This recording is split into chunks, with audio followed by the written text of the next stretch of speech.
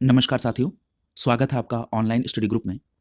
घटनासार current अर्धवार्षिकी 2023 के नए संस्करण के अंतर्गत आज की क्लास में समसामयिकी अर्धवार्षिकी के अंतर्गत विभिन्न टॉपिकों को कंप्लीट किया जाएगा। इसमें जो टॉपिक शामिल होंगे उसमें चर्चित व्यक्ति, चर्चित स्थल, नवीन नियुक्तियां और साथ ही साथ ऑपरेशन और अभियान जैसे टॉपिक शामिल हैं। इसमें हम लोग आज के सेशन का प्रारंभ करेंगे चर्चित व्यक्ति जैसे टॉपिक से, और इसमें जो सबसे पहला नाम लिखा है वो उमा शेखर जी का लिखा है। याद रखिएगा, उमा शेखर जी को रोम में स्थित international Institute for the Unification of Private law यानी UNIDROIT यानी यूनिड्रॉइट के काउंसिल में एज ए सदस्य चुना गया है। क्लियर है? यहां पर ये जो यूनिड्रॉइट है इसके फुल फॉर्म में एक करेक्शन कर लीजिएगा, इसका फुल फॉर्म होगा International Institute for the Unification of Private Law. Clear है? International Institute for the Unification of Private Law. Clear है? यहां पर एक बात और याद रखिएगा कि इस प्रतिष्ठित काउंसिल में 25 सदस्य होते हैं। क्लियर है? और भारत की जो सदस्यता है इस काउंसिल में वो 2024 से 2028 अवधि तक होगी, यानी 2024 से 2028 तक भारत इस काउंसिल का सदस्य रहेगा। यदि हम यूनिड्रॉइट के बैकग्राउंड को देख लें, इसकी स्थापना के संदर्भ में, तो यूनिड्रॉइट की स्थापना 1926 में हुई थी। यहां लिखा है यूएन के सहायक अंग के रूप में। आप सभी इस बात से परिचित हैं कि यूएन की स्थापना 24 अक्टूबर 1945 को हुई थी। तो यहां पर एक करेक्शन कर लीजिएगा, यूनिड्रॉइट की जो स्थापना है वो राष्ट्र संघ, क्लियर है, राष्ट्र संघ का मतलब लीग ऑफ नेशन के सहायक के रूप में हुई थी। क्लियर है? तो यूनिड्रॉइट की स्थापना 1926 में राष्ट्र संघ यानी लीग ऑफ नेशन के सहायक अंग के रूप में हुई थी। तो यहां पर एक प्रश्न और उठ सकता है कि राष्ट्र संघ की स्थापना कब हुई थी? तो याद रखिएगा, राष्ट्र संघ यानी लीग ऑफ नेशन की स्थापना 1920 में हुई थी। क्लियर है? बाद में यूनिड्रॉइट का फिर से रीऑर्गेनाइजेशन हुआ 1940 में। यदि आपसे यह प्रश्न पूछा जाए कि भारत इस संगठन में कब शामिल हुआ, तो याद रखिएगा 1950 में भारत इस संगठन में शामिल हुआ था। क्लियर है? देखिए, कई बार होता क्या है कि टॉपिक के अंदर अगर कोई फैक्ट है वहां से एक सीधा प्रश्न बना लिया जाता है। क्लियर है? तो इसलिए यूनिड्रॉइट के बारे में भी आप डिटेल में याद रखेंगे। तो आपने इसमें क्या क्या देखा कि यूनिड्रॉइट का मुख्यालय रोम, इटली में, इसकी स्थापना 1926 में राष्ट्र संघ के अंग के रूप में हुई। राष्ट्र संघ यानी लीग ऑफ नेशन की स्थापना 1920 में हुई।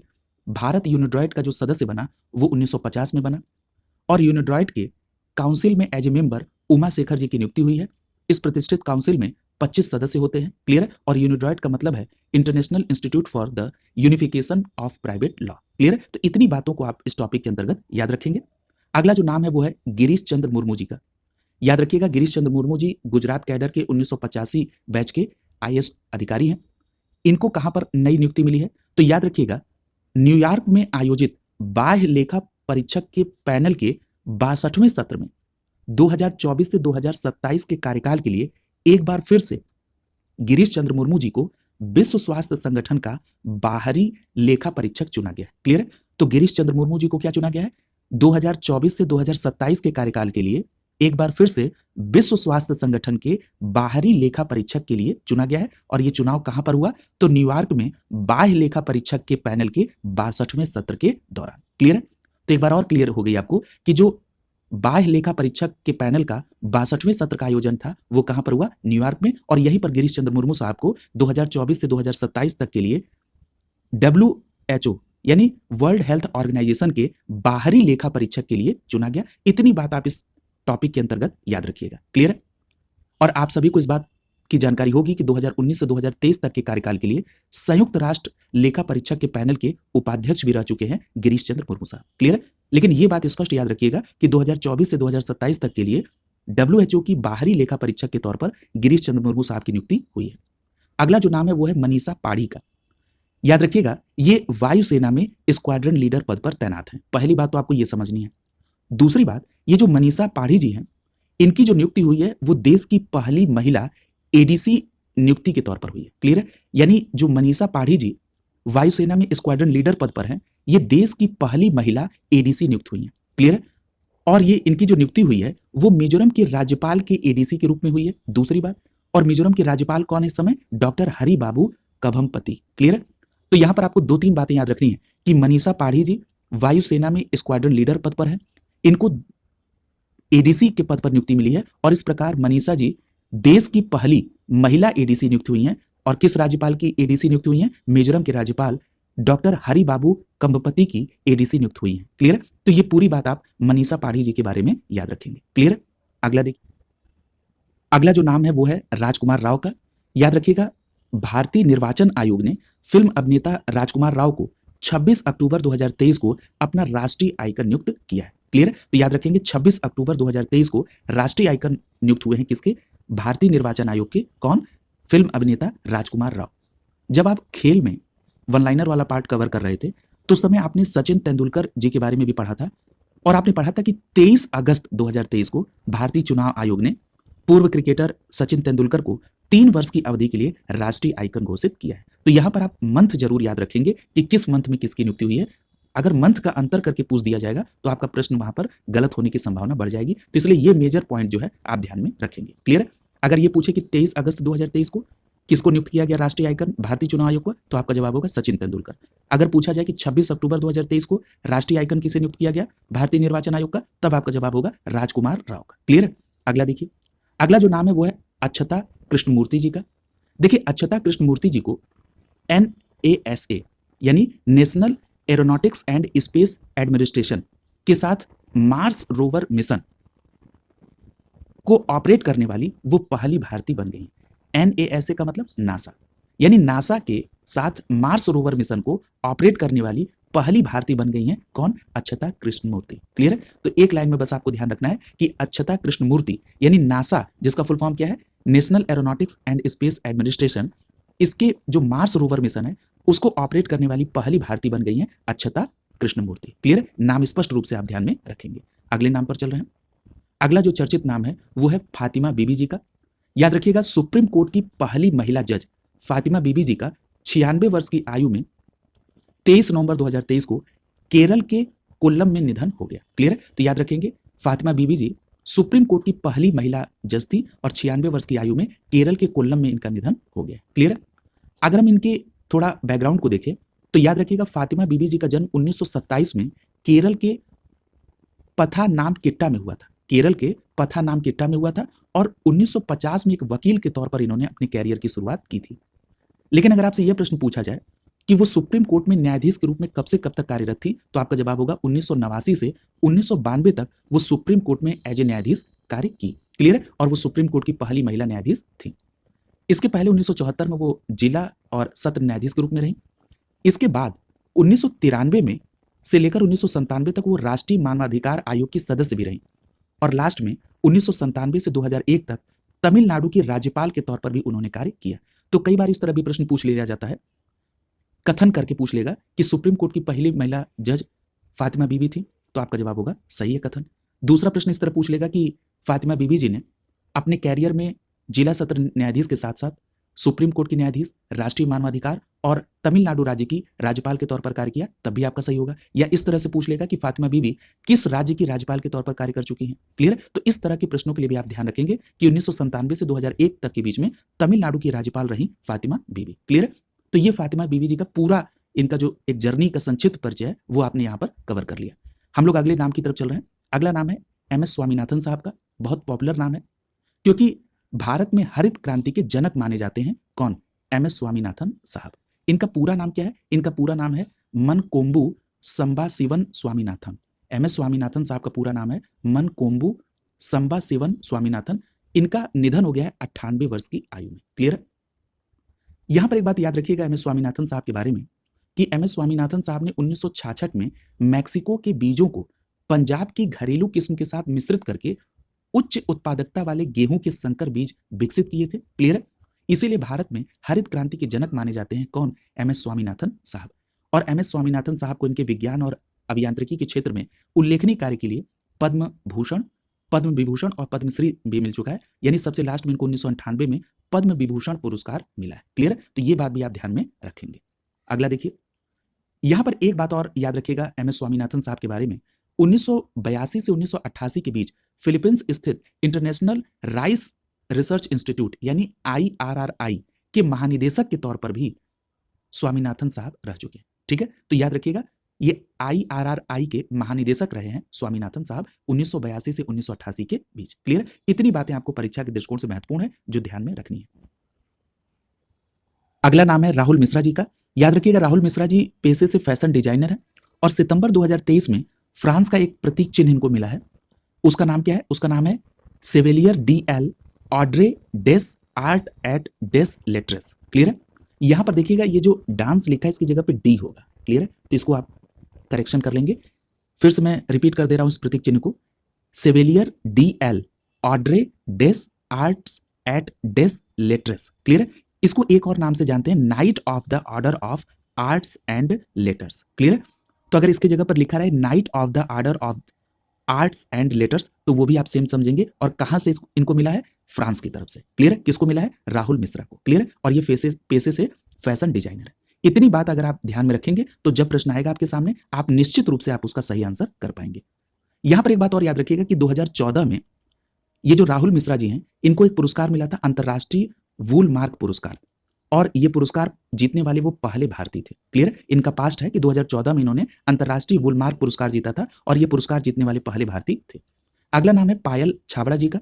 याद रखिएगा पायल छाबड़ा जी हरियाणा के जिंद की रहने। क्लियर है? और पायल छाबड़ा जी को पैरा स्पेशल फोर्सेस के लिए प्रोबेशन पास करने वाली वो भारत की पहली महिला आर्मी सर्जन बन गई हैं। क्लियर है? तो एक लाइन में याद रखेंगे कि पायल छाबड़ा जी हरियाणा के जिंद के रहने वाली हैं। दूसरी बात कि पायल छाबड़ा जी पैरा स्पेशल फोर्सेस के लिए प्रोबेशन पास करने वाली भारत की पहली महिला आर्मी सर्जन है। क्लियर है? पैरा स्पेशल फोर्सेस के लिए भारत की पहली महिला आर्मी सर्जन नाम है पायल छाबड़ा। क्लियर है? कई बार ये भी पूछ लिया जाता है कि वो किस राज्य की हैं, तो याद रखेंगे हरियाणा के जिंद की हैं। क्लियर है? यहां पर एक बात और याद रखिएगा, पायल छाबड़ा जी को सितंबर 2023 में आगरा में आयोजित एक समारोह में मैरून बेरेट से सम्मानित किया गया था। आगरा में सितंबर 2023 में एक समारोह के दौरान मैरून बेरेट से सम्मानित हुई थी पायल छाबड़ा जी, जो कि पैरा स्पेशल फोर्सेज में प्रोबेशन पास करने वाली भारत की पहली महिला आर्मी सर्जन बन गई। क्लियर? अगला देखिए, अगला जो नाम है वो है हेमंत बिस्व शर्मा। आप सभी को पता है कि हेमंत बिस्व शर्मा जी असम के मुख्यमंत्री हैं और हेमंत बिस्व शर्मा जी को सिंगापुर की Lee Kuan Yew exchange fellowship के लिए चुना गया है। क्लियर? हेमंत बिस्व शर्मा असम के मुख्यमंत्री, इनको सिंगापुर की Lee Kuan Yew exchange fellowship के लिए सितंबर 2023 में चुना गया है। क्लियर? और ये जो हेमंत बिस्व शर्मा को चुना गया है, इनको विकास और अंतर्राष्ट्रीय सद्भाव के मुद्दे को आगे बढ़ाने के लिए इनको चुना गया है। ठीक है? तो सिंगापुर की Lee Kuan Yew exchange fellowship के लिए हेमंत बिस्व शर्मा जी को चुना गया है। याद रखिएगा ये सम्मान पूर्व में केंद्रीय मंत्री अरुण शौरी जी को दिया गया है, मध्य प्रदेश के पूर्व मुख्यमंत्री शिवराज सिंह चौहान को और योजना आयोग के पूर्व उपाध्यक्ष मोंटेक सिंह अहलुवालिया जी को भी यह पुरस्कार मिला है, सिंगापुर का Lee Kuan Yew exchange fellowship. Clear है? और इस बार 2023 में किसको मिली है? असम के मुख्यमंत्री हेमंत बिस्व शर्मा को। क्लियर है? अगला देखिए, अगला प्रश्न पूछा जा रहा है कि मनोहर सिंह गिल के बारे में। देखिए, मनोहर सिंह गिल जो है, आप सभी इस बात से परिचित हैं कि ये पूर्व मुख्य चुनाव आयुक्त रह चुके हैं। क्लियर है? मनोहर सिंह गिल पूर्व मुख्य चुनाव आयुक्त रह चुके हैं। 15 अक्टूबर 2023 को नई दिल्ली में इनका निधन हो गया। क्लियर है?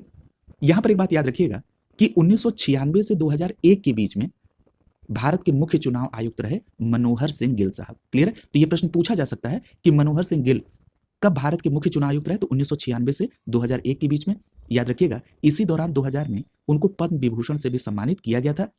और इसके बाद जो मनोहर सिंह गिल साहब हैं वो 2009 से 2011 के बीच में मनमोहन सिंह जी की सरकार में कांग्रेस में मंत्री भी रहे। क्लियर? तो ये बात भी आप ध्यान में रखेंगे मनोहर सिंह गिल साहब के बारे में। 1996 से लेकर 2001 तक वो मुख्य चुनाव आयुक्त रहे। अगला नाम है शेख हसीना जी का। आप सभी परिचित हैं कि शेख हसीना साहिबा बांग्लादेश की प्रधानमंत्री, और इनके लिए जो आपको ध्यान में रखना है कि टाइम मैगजीन ने अपनी कवर स्टोरी में इनको स्थान दिया है। किसको? शेख हसीना जी को, बांग्लादेश की प्रधानमंत्री को। क्लियर? इसमें केवल आपको यही बात ध्यान में रखनी है। और शेख हसीना जी बंगाल की राजनीति में 2009 से देश की प्रधानमंत्री हैं। और जब हम लोग इस बात की चर्चा कर रहे हैं तो अभी हाल ही में बांग्लादेश में चुनाव हुए और उसमें निर्णय हुआ कि फिर से शेख हसीना बांग्लादेश की नई प्रधानमंत्री बनेंगी। ये बात भी आप ध्यान में रखेंगे। और इसके पहले वो 1996 से 2001 के बीच में भी इस पद पर रही थी और 2009 से वो लगातार यहाँ पर प्रधानमंत्री हैं बांग्लादेश की, और टाइम मैगजीन की कवर स्टोरी में उनको जगह मिली। अगला देखिए, अगला जो नाम है वो है, अगला नाम है जियोर्जियो नेपोलितानो का। याद रखिएगा इटली के पूर्व राष्ट्रपति जियोर्जियो नेपोलितानो 98 वर्ष की आयु में रोम में इनका निधन हो गया। ठीक है? तो याद रखेंगे जियोर्जियो नेपोलितानो कौन है, तो ये इटली के पूर्व राष्ट्रपति है और इनका रोम में निधन हो गया 98 वर्ष की आयु में। याद रखिएगा 2006 से 2015 तक ये इटली के राष्ट्रपति रहे जियोर्जियो नेपोलितानो, और लगातार 2 कार्यकाल के लिए निर्वाचित होने वाले इटली के पहले राष्ट्रपति थे। क्या नाम है? जियोर्जियो नेपोलितानो। इतनी बात आप याद रखेंगे इटली के पूर्व राष्ट्रपति जियोर्जियो नेपोलितानो के बारे में। क्लियर है? अगला जो नाम है वो है बिशन सिंह बेदी साहब का। याद रखिएगा, बिशन सिंह बेदी साहब भारत के पूर्व महान क्रिकेटर है और इनका निधन हो गया है 23 अक्टूबर 2023 को नई दिल्ली में। इनकी आयु 77 वर्ष थी। क्लियर है? इतनी बातें आप ध्यान में रखेंगे बिशन सिंह बेदी साहब के बारे में। यहां पर जो प्रश्न पूछा जाता है इस तरह से पूछा जाता है कि हाल ही में चर्चा में रहे बिशन सिंह बेदी का संबंध किस क्षेत्र से है? तो याद रखेंगे ये भारत के पूर्व महान क्रिकेटर थे और इनका हाल ही में निधन हो गया। यहां पर इतनी बातें आपको ध्यान में रखना है और याद रखिएगा ये महान स्पिनर थे। क्लियर है? क्या नाम है? बिशन सिंह बेदी। और इनको अगर सम्मान की बात कर लें तो 1970 में पद्मश्री मिला और 2004 में CK Naidu lifetime achievement पुरस्कार से भी सम्मानित हुए बिशन सिंह बेदी साहब। क्लियर है? पूर्व क्रिकेटर और ये महान स्पिनर थे। अगला जो नाम है वो है डॉक्टर एस बद्रीनाथ साहब का। याद रखिएगा ये जो एस बद्रीनाथ साहब हैं ये नेत्र चिकित्सा के लिए प्रसिद्ध हैं और 83 वर्ष की आयु में चेन्नई में इनका निधन हो गया। क्लियर है? तो याद रखेंगे डॉक्टर एस बद्रीनाथ का संबंध किस क्षेत्र से है? नेत्र चिकित्सक के क्षेत्र में, और इनका 83 वर्ष की आयु में चेन्नई में निधन हो गया। याद रखिएगा शंकर नेत्रालय जो चेन्नई में है उसकी स्थापना इन्हीं के द्वारा की गई थी, डॉक्टर एस बद्रीनाथ साहब के द्वारा। बहुत फेमस आई हॉस्पिटल है चेन्नई का, वहां पर इनकी स्थापना इन्हीं के द्वारा की गई थी डॉक्टर एस बद्रीनाथ साहब को, और इनको विभिन्न पुरस्कार भी मिल चुका है। इनको लास्ट में पद्म भूषण मिला था 1996 में। क्लियर है? ये बात भी आप ध्यान में रखेंगे। इसके अलावा पद्मश्री भी मिला और 91 में डॉक्टर बीसी रॉय पुरस्कार भी मिला है। किसको? डॉक्टर एस बद्रीनाथ साहब को। क्लियर है? शंकर नेत्रालय की स्थापना की चेन्नई में, इनका 83 वर्ष की आयु में निधन हो गया। अगला जो नाम है वो है सुब्रत राय का। आप सभी जानते हैं कि सहारा समूह के संस्थापक हैं सुब्रत राय, और 75 वर्ष की आयु में मुंबई में इनका निधन हो गया। क्लियर है? अगला जो नाम है वो है डॉक्टर कमल मेघराजानी का। याद रखिएगा भारतीय मूल के अमेरिकी चिकित्सक हैं डॉक्टर कमल साहब, और सितंबर 2023 में 2023-24 की सत्र के लिए व्हाइट हाउस फेलो के रूप में 15 सदस्यों की सूची में शामिल हुए हैं डॉक्टर कमल मेघराजानी। क्लियर है? तो याद रखेंगे डॉक्टर कमल मेघराजानी को किस चीज की नियुक्ति मिली है? तो 2023 से 2024 सत्र के लिए व्हाइट हाउस फेलो के रूप में 15 सदस्यों की सूची में डॉक्टर कमल मेघराजानी का नाम भी शामिल है, और ये भारतीय मूल के अमेरिकी चिकित्सक हैं। क्लियर है? तो ये बात स्पष्ट रूप से आप ध्यान रखेंगे कि भारतीय मूल के अमेरिकी चिकित्सक जिनको 2023-24 सत्र के लिए व्हाइट हाउस फेलो के रूप में 15 सदस्यों में इनका नाम भी शामिल है। क्लियर है? अगला देखिए, अगला जो नाम है वो है महुआ मोइत्रा का। याद रखिएगा कैश फॉर क्यूरी यानी पैसा लेकर प्रश्न पूछने के मामले में तृणमूल कांग्रेस की सांसद महुआ मोइत्रा जी का 8 दिसंबर 2023 को लोकसभा से इनकी सदस्यता समाप्त हो गई। क्लियर है? इसको आपने वन लाइनर में भी कवर किया था, और मैंने आपको उस समय बताया था कि जो महुआ मोइत्रा है ये 2019 में पश्चिम बंगाल की कृष्णनगर संसदीय क्षेत्र से सांसद बनी थी। क्लियर है? तो याद रखिएगा महुआ मोइत्रा 2019 में पश्चिम बंगाल की कृष्णनगर संसदीय क्षेत्र से सांसद बनी थी, और इनको जो हटाने का निर्णय लिया गया है वो निर्णय आचार संहिता समिति यानी जो एथिक्स कमेटी है उसके अध्यक्ष विनोद कुमार सोनकर की रिपोर्ट के आधार पर लिया गया है। क्लियर है? यानी एथिक्स कमेटी के अध्यक्ष विनोद कुमार सोनकर जी की रिपोर्ट के आधार पर महुआ मोइत्रा जो कि टीएमसी सांसद है, इनको 8 दिसंबर 2023 को लोकसभा की सदस्यता से निष्कासित कर दिया। महुआ मोइत्रा 2019 में पश्चिम बंगाल के कृष्णनगर संसदीय क्षेत्र से सांसद बनी थी। क्लियर है? और इनके ऊपर आरोप क्या है पैसा लेकर प्रश्न पूछने का? तो आरोप लगा कि एक व्यवसायी है जिनका नाम है हीरा नंदानी, उनके कहने पर इन्होंने अडानी ग्रुप और नरेंद्र मोदी प्रधानमंत्री भारत के ऊपर निशाना साधते हुए प्रश्न पूछा था, ऐसा आरोप लगा था, और उसके बाद इनकी सदस्यता समाप्त हो गई। अगला देखिए, अगला जो नाम है वो है निखिल डे जी का। याद रखिएगा भारत में सामाजिक आंदोलन और सरकारी कार्यालयों जो सरकारी कल्याण योजनाएं हैं उसमें भ्रष्टाचार के विरुद्ध काम करने वाले निखिल डे को दिसंबर 2023 में अमेरिका के द्वारा अंतर्राष्ट्रीय भ्रष्टाचार विरोधी चैंपियन पुरस्कार से सम्मानित किया गया। तो यहां पर आपको दो बातें ध्यान रखनी है। सबसे पहली बात यह कि निखिल डे किस रूप में चर्चित हैं? तो निखिल डे साहब सामाजिक आंदोलन और सरकारी कल्याण योजनाओं में जो भ्रष्टाचार है उसके विरुद्ध कार्य करने के लिए फेमस है निखिल डे साहब, और इनकी इसी काबिलियत के कारण दिसंबर 2023 में अमेरिका के द्वारा अंतर्राष्ट्रीय भ्रष्टाचार विरोधी चैंपियन पुरस्कार से निखिल डे साहब को सम्मानित किया गया। और अगर आपसे ये पूछा जाए कि वो कहाँ के हैं तो याद रखिएगा ये राजस्थान के एक आरटीआई कार्यकर्ता के तौर पर हैं, और ये जो निखिल डे साहब हैं भारत में मजदूर किसान शक्ति संगठन के सह संस्थापक भी हैं। क्लियर? तो ये बातें भी ध्यान में रखेंगे। अगला जो नाम है वो है अंशुमान झिंगरन का। देखिए अंशुमान झिंगरन जो है ये नवी मुंबई में खुले समुद्र के तैराक, ठीक है, क्या नाम है? अंशुमान झिंगरन। यानी सीधी बात ये जानिएगा कि अंशुमान झिंगरन का संबंध नवी मुंबई से, और ये एक तैराक है। क्लियर? अब देखिए इन्होंने क्या काम किया है, तो खतरनाक नॉर्थ चैनल को पार करने वाले दुनिया के सबसे कम उम्र के युवा समुद्री तैराक बन गए हैं। कौन? अंशुमान झिंगरन साहब। क्लियर है? तो याद रखिएगा अंशुमान झिंगरन जो कि एक तैराक और नवी मुंबई के रहने वाले, और एक बात याद रखिएगा कि नॉर्थ चैनल को पार करने वाले दुनिया के सबसे कम उम्र के युवा समुद्री तैराक बन गए हैं अंशुमान झिंगरन। नाम याद रखिएगा, ये प्रश्न बहुत इंपॉर्टेंट है, पूछे जाने की संभावना है। क्लियर है?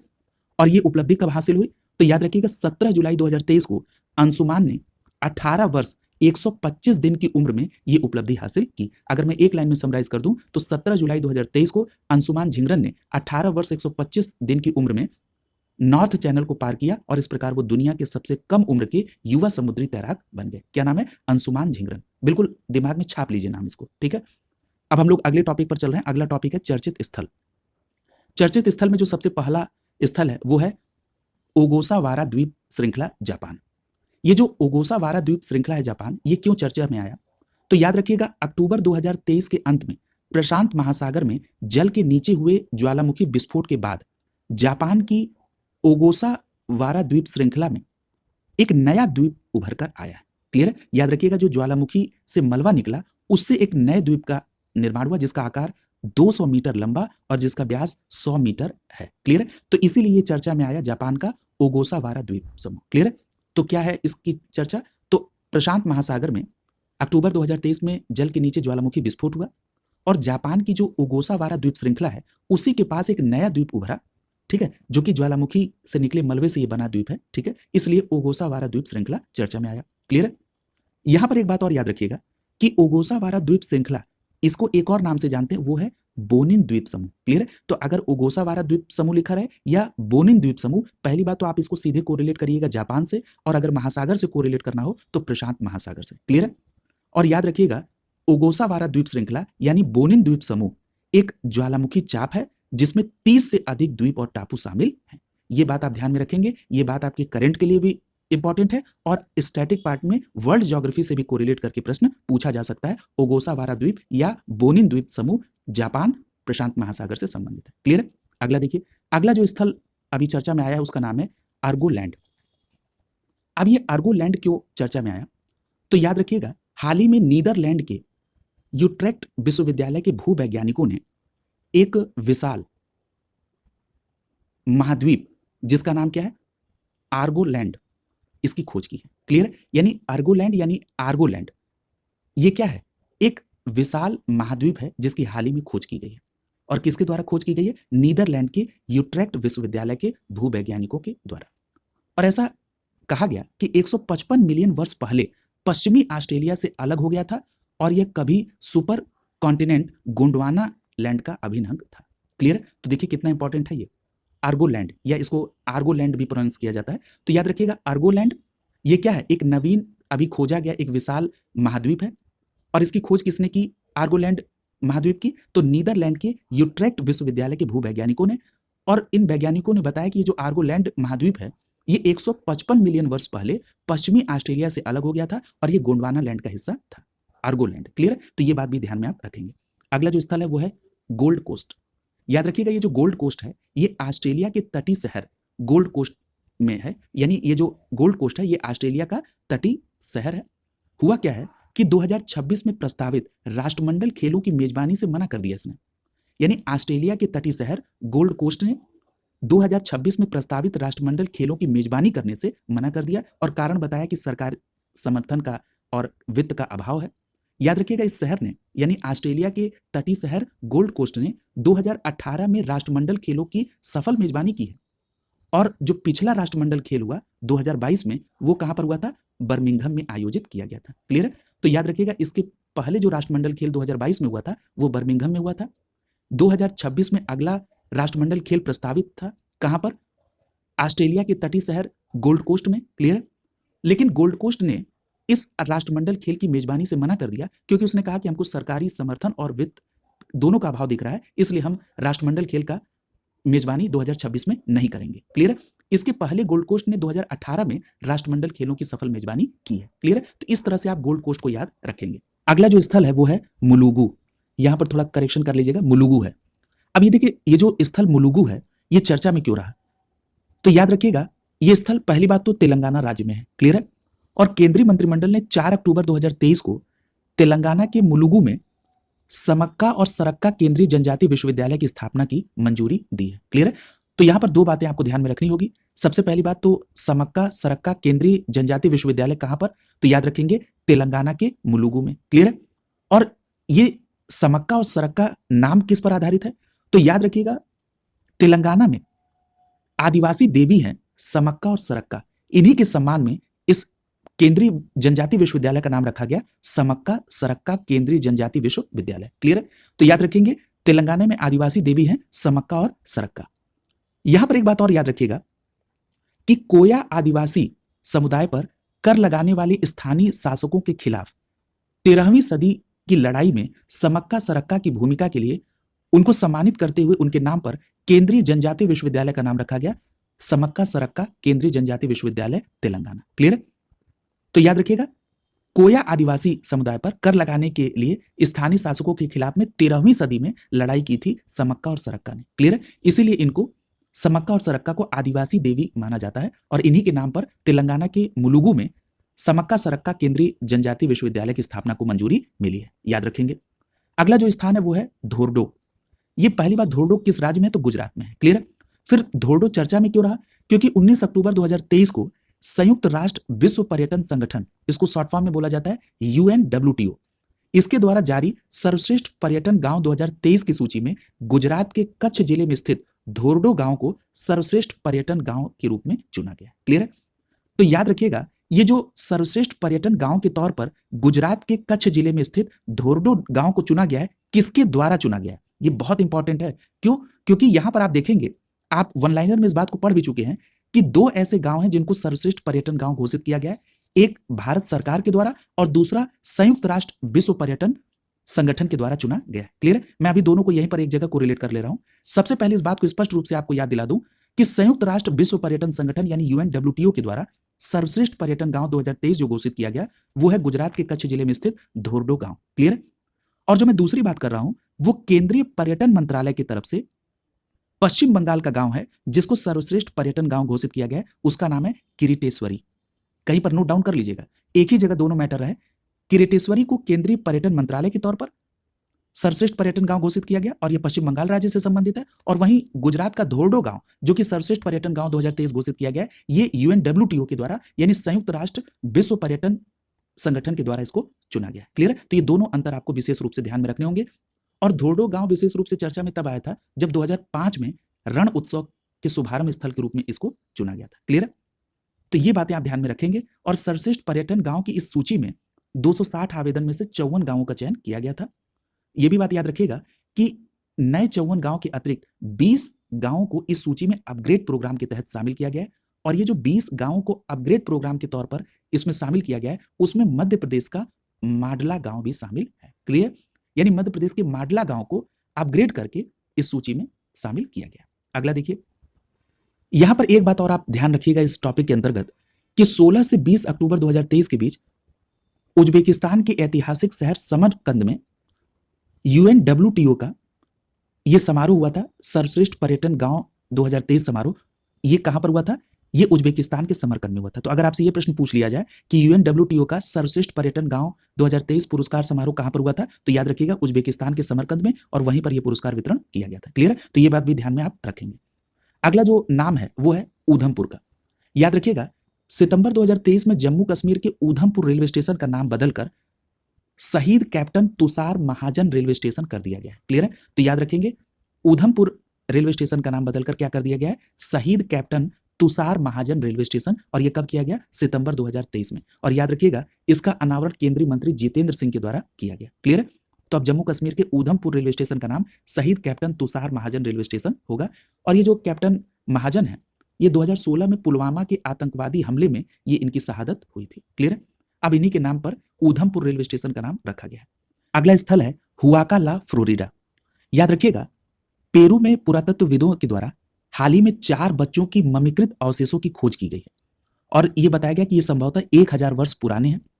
और ये जो खोज है ये पेरू की राजधानी लीमा के पुरातात्विक स्थल हुआका ला फ्लोरिडा में की गई है, इसीलिए ये हुआका ला फ्लोरिडा चर्चा में रहा। तो याद रखेंगे हुआका ला फ्लोरिडा ये पेरू की राजधानी लीमा में एक पुरातात्विक स्थल है, पहली बात। दूसरी बात, यहाँ पर पेरू में पुरातत्वविदों के द्वारा 4 बच्चों की ममीकृत अवशेषों की खोज की गई है, जो संभवतः 1000 वर्ष पुराने बताए गए हैं। इसीलिए पेरू की राजधानी लीमा में स्थित पुरातात्विक स्थल हुआका ला फ्लोरिडा चर्चा में आया और इन अवशेषों को यचस्मा संस्कृति का माना जा रहा है। ठीक है, तो याद रखेंगे इन अवशेषों को यचस्मा संस्कृति का माना जा रहा है। अगला जो स्थल है वो है ब्रिस्बेन। याद रखिएगा अक्टूबर 2023 में ऑस्ट्रेलिया के ब्रिस्बेन में दुनिया का पहला 3D चिड़ियाघर खोला गया है। क्लियर है? तो अगर आपसे यह प्रश्न पूछा जाए कि विश्व का पहला 3D चिड़ियाघर कहां पर, तो आपका सीधा जवाब होना चाहिए ऑस्ट्रेलिया के ब्रिस्बेन में। क्लियर है? अगला देखिए, अगला जो टॉपिक है वो है नवीन नियुक्तियों से संबंधित, और इस नवीन नियुक्ति में जो पहली नियुक्ति बताई जा रही है वो है आलोक शर्मा साहब की। याद रखिएगा नवंबर 2023 में एक वरिष्ठ IPS अधिकारी हैं जिनका नाम है आलोक शर्मा, और इन आलोक शर्मा साहब को SPG का प्रमुख नियुक्त किया गया। बहुत इंपॉर्टेंट प्रश्न है क्योंकि ये बहुत इंपॉर्टेंट ऑर्गेनाइजेशन है, बहुत बड़ी जिम्मेदारी इनके ऊपर है। SPG के प्रमुख के तौर पर किसकी नियुक्ति हुई है? आलोक शर्मा साहब की। क्लियर है? तो आलोक शर्मा SPG के हेड बने हैं। SPG का फुल फॉर्म है स्पेशल प्रोटेक्शन ग्रुप। क्लियर है? तो SPG के हेड कौन बने हैं? आलोक शर्मा साहब। क्लियर? अब सारी SPG की मॉनिटरिंग आलोक साहब के आलोक में होगी। क्लियर? तो अब याद रखिएगा SPG हेड का मतलब आलोक शर्मा। क्लियर? और ये अरुण कुमार सिन्हा साहब का स्थान लेंगे। और आलोक शर्मा जी का नाम इसलिए भी इंपॉर्टेंट हो जाता है क्योंकि ये 1991 बैच के उत्तर प्रदेश कैडर के अधिकारी। क्लियर? तो मैं एक लाइन में अगर समराइज कर दूं तो आलोक शर्मा जो 1991 बैच के उत्तर प्रदेश कैडर के वरिष्ठ IPS अधिकारी हैं, इनको स्पेशल प्रोटेक्शन ग्रुप यानी SPG का प्रमुख नियुक्त किया गया है। क्लियर? क्या नाम है? आलोक शर्मा। अगला देखिए, अगला जो नाम है वो है हितेश कुमार S मकवाना का। याद रखिएगा हितेश कुमार S मकवाना साहब जो हैं, इनको नवंबर 2023 में भारत का नया महासर्वेक्षक नियुक्त किया गया। तो याद रखेंगे भारत के नए महासर्वेक्षक कौन बने हैं? हितेश कुमार S मकवाना, या आप हितेश कुमार भी नाम याद रख सकते हैं। हितेश कुमार जी को भारत का नया महासर्वेक्षक नियुक्त किया गया नवंबर 2023 में। अगला जो नाम है वो है कंचन देवी जी का। याद रखिएगा कंचन देवी को भारतीय वानिकी अनुसंधान शिक्षा परिषद, जिसको शॉर्ट फॉर्म में ICFRI कहते हैं, इसकी पहली महिला महानिदेशक नियुक्त किया गया है।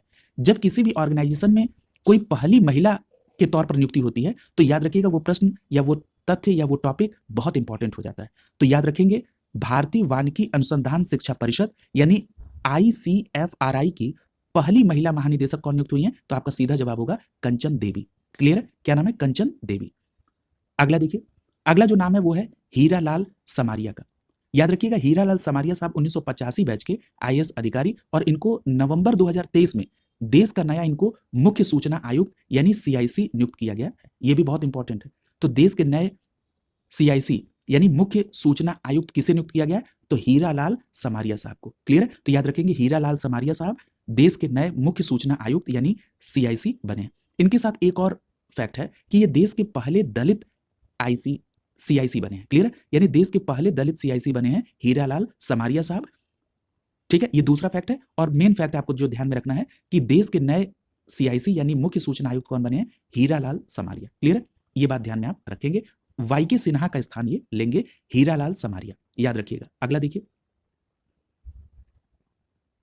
याद रखिएगा ये जो हीरालाल समारिया CIC बने हैं, इनको राष्ट्रपति महोदय के द्वारा ये पद और गोपनीयता की शपथ दिलाई गई। अगला जो नाम है वो है लेफ्टिनेंट जनरल रघु श्रीनिवासन का। क्लियर है? देखिए ये जो रघु श्रीनिवासन साहब हैं, इनको भारत के सीमा सड़क संगठन यानी BRO का नया महानिदेशक यानी DG बनाया गया। क्लियर है? तो याद रखेंगे BRO के नए DG कौन हो गए? लेफ्टिनेंट जनरल रघु श्रीनिवासन साहब। क्लियर है? तो याद रखेंगे बॉर्डर रोड ऑर्गेनाइजेशन यानी सीमा सड़क संगठन के नए DG कौन होंगे? नए महानिदेशक कौन होंगे? तो उनका नाम है लेफ्टिनेंट जनरल रघु श्रीनिवासन। क्या नाम है? Raghu Srinivasan, BRO DG। Clear है? इतनी बात आप इसमें ध्यान में रखेंगे। अगला देखिए, अगला नाम है अरिंदम बागची का। याद रखिएगा अरिंदम बागची ये मार्च 2020 से विदेश मंत्रालय में प्रवक्ता के रूप में कार्यरत थे, लेकिन अब अरिंदम बागची जी को संयुक्त राष्ट्र संघ के जेनेवा स्थित कार्यालय में भारत का राजदूत अर्थात स्थायी प्रतिनिधि के तौर पर नियुक्ति मिली है। क्लियर? तो याद रखेंगे संयुक्त राष्ट्र संघ के जेनेवा स्थित कार्यालय में भारत के राजदूत यानी स्थायी प्रतिनिधि के तौर पर किसकी नियुक्ति हुई है? तो अरिंदम बागची साहब की। और अरिंदम बागची साहब मार्च 2020 से विदेश मंत्रालय में प्रवक्ता थे। अब इनको नई जिम्मेदारी मिली है कि अब आप संयुक्त राष्ट्र संघ के जेनेवा स्थित कार्यालय में भारत के राजदूत अर्थात स्थायी प्रतिनिधि के तौर पर नियुक्त होंगे। अरिंदम बागची नाम याद रखिएगा, बहुत इंपॉर्टेंट फैक्ट है ये। अगला देखिए, अगला जो नाम है वो है श्रीनिवास के स्वामी। याद रखिएगा ये जो श्रीनिवास के स्वामी है ये आर के स्वामी हंसा ग्रुप के से संबंधित है और श्रीनिवास के स्वामी को ऑडिट ब्यूरो ऑफ सर्कुलेशंस यानी एबीसी का 2023-24 के लिए अध्यक्ष बनाया गया। क्लियर है? तो सबसे पहली बात तो यहां पर दो बातें आपको ध्यान में रखनी है। जो सबसे महत्वपूर्ण बात आपको ध्यान रखनी है कि श्रीनिवास के स्वामी साहब को ऑडिट ब्यूरो ऑफ सर्कुलेशन यानी एबीसी का 2023-24 का अध्यक्ष बनाया गया है सितंबर 2023 में। यानी एबीसी का 2023-24 के लिए अध्यक्ष कौन बनाया गया है? श्रीनिवास के स्वामी। और एबीसी का फुल फॉर्म क्या है? Audit bureau of circulation. याद रखिएगा इस तरह के भी प्रश्न पूछे जाते हैं। मैं बार बार आप लोगों को अलर्ट करता हूं, आप लोगों को ध्यान देना होगा कि अगर इसी तरह पूछ लिया जाए कि एबीसी का फुल फॉर्म क्या है तो आपको ऑप्शन टिक करना होगा ऑडिट ब्यूरो ऑफ सर्कुलेशंस और उसके अध्यक्ष बने हैं श्रीनिवास के स्वामी। क्लियर है? और जो श्रीनिवास के स्वामी साहब है ये किस ग्रुप से संबंधित है? तो याद रखिएगा आर के स्वामी हंसा ग्रुप से संबंधित है। क्लियर है? ये बातें आपको ध्यान में रखनी होगी। अगला जो नाम है वो है रंगनाथ माधवन साहब का। देखिए अभिनेता और निर्देशक रंगनाथ माधवन साहब को सितंबर 2023 में पुणे में स्थित भारतीय फिल्म एवं टेलीविजन संस्थान FTII का अध्यक्ष नियुक्त किया गया। क्लियर है? और याद रखिएगा ये जो रंगनाथ माधवन साहब है ये शेखर कपूर का स्थान लेंगे। क्लियर है? तो यहां पर दो तीन बातें बहुत महत्वपूर्ण है और ये बहुत महत्वपूर्ण पद भी है, कई बार प्रश्न पूछा भी गया है। सबसे पहली बात तो ये याद रखिए कि भारतीय फिल्म एवं टेलीविजन संस्थान FTII का ऑफिस कहां पर है? पुणे में, पहली बात। दूसरी बात कि पुणे में जो FTII है उसके अध्यक्ष कौन नियुक्त किए गए हैं? तो अभिनेता और निर्देशक रंगनाथ माधवन साहब। क्लियर है? और किसका स्थान लेंगे? शेखर कपूर का। अगला देखिए, अगला जो नाम है वो है राजेश नाम्बियार। याद रखिएगा ये जो राजेश नाम्बियार साहब हैं ये सॉफ्टवेयर क्षेत्र की कंपनी एक है जिसका नाम है कॉग्निजेंट इंडिया, उसके चेयरमैन सह प्रबंध निदेशक हैं राजेश नाम्बियार साहब। क्लियर है? और यहां पर एक बात याद रखिएगा कि राजेश नाम्बियार साहब को सूचना प्रौद्योगिकी की क्षेत्र की कंपनी के संगठन नेस्कॉम का नया चेयरमैन सितंबर 2023 में नियुक्त किया गया है। क्लियर है? तो यहां पर आपने दो बातें देखी कि सॉफ्टवेयर क्षेत्र की जो कंपनी कॉग्निजेंट इंडिया है इसके चेयरमैन सह प्रबंध निदेशक CMD राजेश नाम्बियार साहब हैं और अब राजेश नाम्बियार साहब सूचना प्रौद्योगिकी क्षेत्र की कंपनियों के संगठन नेस्कॉम के चेयरमैन बन गए हैं सितंबर 2023 में। यानी नेस्कॉम के नए चेयरमैन कौन होंगे? राजेश नाम्बियार साहब। क्लियर है? अब देखिए ये जो नेस्कॉम है जिसको आपने देखा कि ये सूचना प्रौद्योगिकी क्षेत्र की कंपनियों का एक संगठन है जिसके चेयरमैन नियुक्त हुए हैं राजेश नाम्बियार साहब, इसको लेकर अभी हाल ही में जो कुछ दिन पहले अभी APS का एग्जाम हुआ है UPPSC की तरफ से, उत्तर प्रदेश लोक सेवा आयोग की तरफ से, उसमें नेस्कॉम का फुल फॉर्म पूछ दिया गया।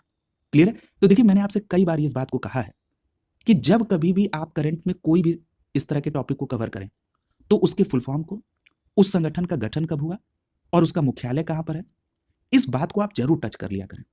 और देखिए ये नेस्कॉम को कहीं और से नहीं खोजा गया, जब करंट में इस बात को देखा जा रहा था तो यहां पर नेस्कॉम का फुल फॉर्म पूछ दिया गया, यानी उसके करंट पार्ट से प्रश्न न पूछ के उसके स्टैटिक पार्ट से प्रश्न पूछा गया। क्लियर है? तो इस बात को भी ध्यान रखेंगे। मैं यहां पर आपको नेस्कॉम का फुल फॉर्म बता दे रहा हूं। नेस्कॉम का फुल फॉर्म होता है national association of software and services companies. National association of software and services company. Clear? ये नोट डाउन कर लेंगे। और इसी नेस्कॉम के नए अध्यक्ष बने राजेश नाम्बियार साहब। क्लियर? अगला देखिए, अगला जो नाम है वो है लोकेश सूजी का। अब देखिए सबसे पहली बात तो ये समझ लीजिए कि लोकेश सूजी साहब कौन है और इनको नया अपॉइंटमेंट कहां पे मिला है, नई नियुक्ति कहां मिली है। तो याद रखिएगा ये जो लोकेश सूजी साहब है ये e sports federation of India, जिसको शॉर्ट फॉर्म में आप कहते हैं ESFI, इसके निदेशक हैं और एशियन ई स्पोर्ट फेडरेशन के उपाध्यक्ष हैं। क्या नाम है? लोकेश सूजी। क्लियर है? तो सबसे पहले आपने लोकेश सूजी साहब की वर्तमान पोजीशन को देख लिया कि लोकेश सूजी साहब e sports federation of India यानी ESFI के निदेशक और एशियन ई स्पोर्ट्स फेडरेशन के उपाध्यक्ष हैं। अब इनकी नई अपॉइंटमेंट कहां पर हुई है, नई जिम्मेदारी इनको कहां मिली है? तो एक संगठन है जिसका नाम है इंटरनेशनल ई स्पोर्ट फेडरेशन, जिसको कहते हैं IEFS। इसकी जो जनरल बॉडी है उन्होंने इनको एक नई जिम्मेदारी दी है, यानी ये जो एशियन ई स्पोर्ट फेडरेशन है उसके ऑलरेडी उपाध्यक्ष हैं और ई स्पोर्ट फेडरेशन ऑफ इंडिया के ये निदेशक भी हैं।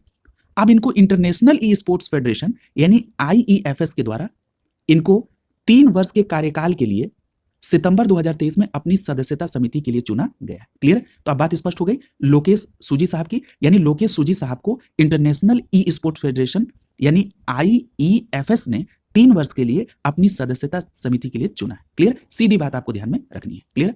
अगला देखिए, अगला जो नाम है वो है भार्गव दास गुप्ता जी का।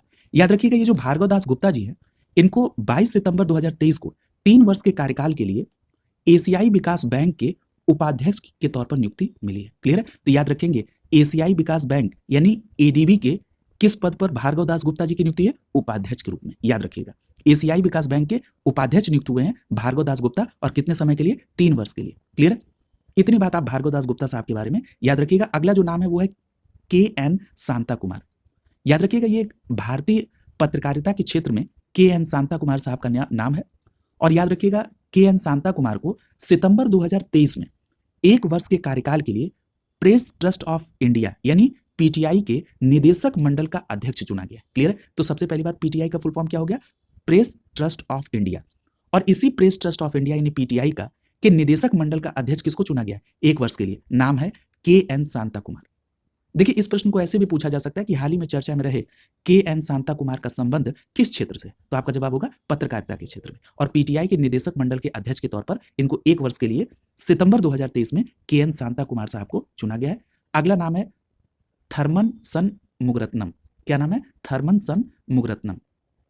याद रखिएगा सबसे पहली बात तो ये समझ लीजिए कि ये थर्मन सन मुगरत्नम साहब कौन है? तो ये भारतीय मूल के अर्थशास्त्री हैं और सिंगापुर के राष्ट्रपति के पद का कार्यभार इन्होंने 16 सितंबर 2023 को ग्रहण किया है। क्लियर है? तो याद रखेंगे भारतीय मूल के अर्थशास्त्री थर्मन सन मुगरत्नम, इनको सिंगापुर का नया राष्ट्रपति बनाया गया है। तो आपसे यह प्रश्न इस तरह पूछ दिया जाता है कि हाल ही में किस देश के नए राष्ट्रपति बने हैं जो कि भारतीय मूल से हैं? तो आपका जवाब क्या होगा? सिंगापुर के। क्लियर है? और सिंगापुर के वो भारतीय मूल के अर्थशास्त्री का नाम क्या है? थर्मन सन मुगरत्नम। थर्मन सन मुगरत्नम। और कहाँ के राष्ट्रपति बने हैं? सिंगापुर के। भूलना नहीं है। याद रखिएगा इन्होंने हलीमा याकूब का स्थान लिया है। क्लियर है?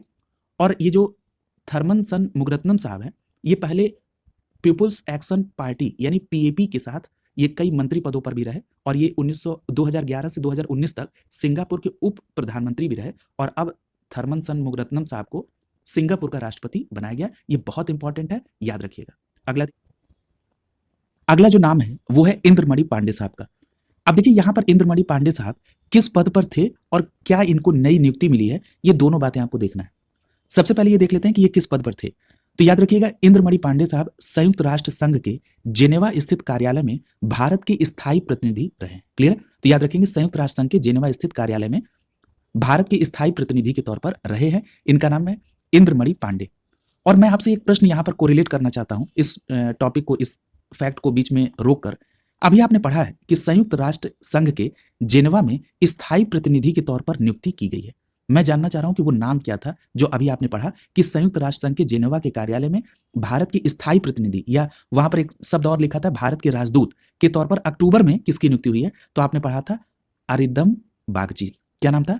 अरिंदम बागची। क्लियर है? ये 2020 से विदेश मंत्रालय में प्रवक्ता थे अरिंदम बागची। उनको संयुक्त राष्ट्र संघ के जेनेवा स्थित कार्यालय में भारत का स्थायी प्रतिनिधि यानी भारत का राजदूत नियुक्त किया गया। क्लियर? उसी पद पर रह चुके हैं इंद्रमणि पांडे साहब। क्लियर? जब कभी भी इस तरह के तथ्य आए तो उसको सीधे कोरिलेट कर दीजिएगा। क्लियर?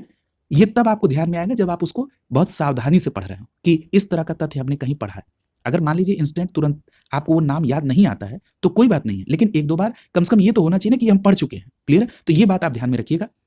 तो इंद्रमणि पांडे साहब को जो नई जिम्मेदारी मिली है वो मिली है बिम्स्टेक।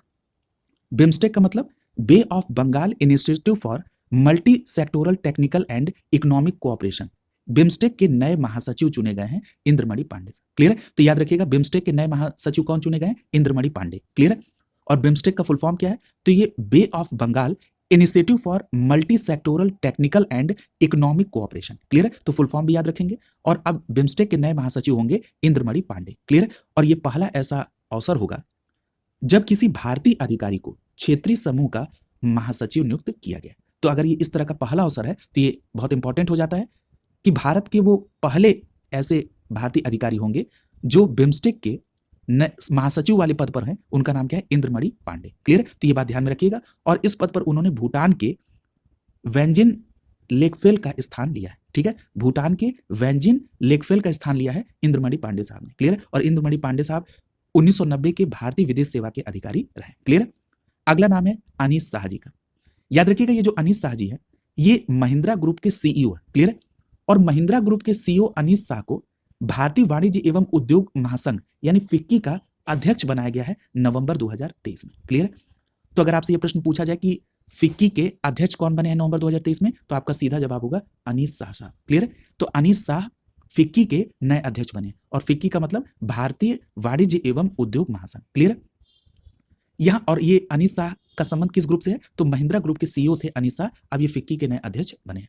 यहां पर एक बात याद रखिएगा कि नवंबर 2023 में फिक्की की 96वीं बैठक में इनका चुनाव किया गया, यानी नवंबर 2023 में फिक्की की 96वीं वार्षिक बैठक हुई, उसी में अनीस शाह जो कि सीईओ महिंद्रा ग्रुप थे, इनको भारतीय वाणिज्य एवं उद्योग महासंघ यानी फिक्की का नया अध्यक्ष चुना गया है, और इन्होंने सुब्रकांत पांडा का स्थान लिया है। क्लियर है? तो फिक्की के नए अध्यक्ष अनीस शाह।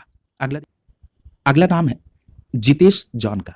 याद रखिएगा ये जो जितेश जॉन है ये 2001 बैच के भारतीय आर्थिक सेवा के अधिकारी हैं, और जितेश जॉन को insolvency and bankruptcy board of India का निदेशक नियुक्त किया गया। क्लियर है? तो याद रखिएगा insolvency and bankruptcy board of India के कार्यकारी निदेशक कौन नियुक्त हुए हैं? जितेश जॉन। याद रखेंगे जितेश जॉन कार्यकारी निदेशक insolvency and bankruptcy board of India बने। क्लियर है? याद रखेंगे। अगला जो नाम है वो है क्यू डोंग्यू। ये जो क्यू डोंग्यू है ये कौन है? तो याद रखिएगा चीन के पूर्व कृषि एवं ग्रामीण मामलों के मंत्री रह चुके हैं क्यू डोंग्यू। इनको जुलाई 2023 में संयुक्त राष्ट्र खाद्य एवं कृषि संगठन यानी यूएनएफएओ का महानिदेशक चुना गया। बहुत इंपॉर्टेंट है, और इनको पुनः चुना गया। क्लियर है? तो याद रखेंगे यूएनएफएओ यानी संयुक्त राष्ट्र खाद्य एवं कृषि संगठन के फिर से महानिदेशक कौन चुने गए हैं? Q Dongyu. और ये कहां से संबंधित है? चीन से। क्लियर है? तो याद रखेंगे चीन के क्यू डोंग्यू यूएनएफएओ के फिर से महानिदेशक चुने गए हैं, क्यू डोंग्यू नाम याद रखेंगे। और ये जो यूएनएफएओ है इसका मुख्यालय कहां पर है पूछा गया है, तो याद रखेंगे रोम में। अगला देखिए, अगला जो नाम है वो है राकेश पाल का। याद रखिए राकेश पाल जो है इनको भारतीय तटरक्षक बल यानी आईसीजी का 25वां महानिदेशक नियुक्त किया गया। क्लियर है? भारतीय तटरक्षक बल का 25वां महानिदेशक किसको नियुक्त किया गया? राकेश पाल को। क्लियर है? तो याद रखेंगे भारतीय तटरक्षक बल के 25वें महानिदेशक राकेश पाल, और ये आईसीजी का पहला गनर होने का भी सम्मान प्राप्त इन्होंने किया है। राकेश पाल महानिदेशक भारतीय तटरक्षक बल यानी आईसीजी के महानिदेशक बने हैं, और इनका क्रम है 25वां। अगला नाम है न्यायमूर्ति एपी शाही। याद रखिएगा ये जो न्यायमूर्ति एपी शाही है ये जुलाई 2023 में राष्ट्रीय उपभोक्ता विवाद निवारण आयोग के अध्यक्ष नियुक्त किए गए हैं। क्लियर है? अगर हम इनका पूर्व का परिचय दें तो न्यायमूर्ति एपी शाही साहब मद्रास और पटना हाईकोर्ट के पूर्व न्यायाधीश रह चुके हैं। क्लियर है? मद्रास और पटना हाईकोर्ट के पूर्व न्यायाधीश रह चुके हैं न्यायमूर्ति एपी शाही साहब, और न्यायमूर्ति एपी शाही को राष्ट्रीय उपभोक्ता विवाद निवारण आयोग का अध्यक्ष नियुक्त किया गया। क्लियर है? अगला देखिए, अगला नाम है प्रीति अगलायम का। ये जो प्रीति अगलायम है इनको नई नियुक्ति क्या मिली है? तो याद रखिएगा प्रीति अगलायम जो है ये मद्रास के पहले विदेशी campus IIT Zanzibar campus Tanzania की पहली निदेशक बनी है। नाम है प्रीति अगलायम। क्लियर है? तो देखिए यहां मैं इसको कोरिलेट करा दे रहा हूं, आप सभी इस बात से परिचित है और हम लोग इसको कई बार चर्चा कर चुके हैं राष्ट्रीय घटनाक्रम के वन लाइनर पार्ट में भी और डिटेल पार्ट में भी, कि आईआईटी मद्रास ने अपना एक विदेशी कैंपस एस्टैब्लिश किया है। वो कहां पर? तंजानिया के जंजीबार में। क्लियर है? तो याद रखेंगे तंजानिया के जंजीबार में आईआईटी मद्रास ने अपना जो कैंपस खोला है उसमें पहले निदेशक की जो नियुक्ति हुई है वो है प्रीति अगलायम की। क्लियर है? तो याद रखेंगे तंजानिया के जंजीबार में आईआईटी मद्रास के कैंपस की पहली निदेशक प्रीति अगलायम को नियुक्त किया गया। क्लियर है? और वह किसी आईआईटी की पहली महिला निदेशक है, इसलिए यह प्रश्न और इंपॉर्टेंट हो जाता है। क्लियर है? तो ये बात ध्यान रखिएगा। लेकिन यहां पर एक बात और मैं आपसे चर्चा करना चाहता हूं। अभी मैंने कुछ दिन पहले अपने कम्युनिटी टैब पर एक प्रश्न पूछा था और आपसे पूछा था कि भारत की किस आईआईटी ने यूएई में अपना कैंपस खोला है। ज्यादातर लोगों का आंसर है आईआईटी मद्रास। मैं बहुत आपके आंसर से डिसअपॉइंटेड हुआ था कि बिल्कुल आपको सजगता रखनी होगी।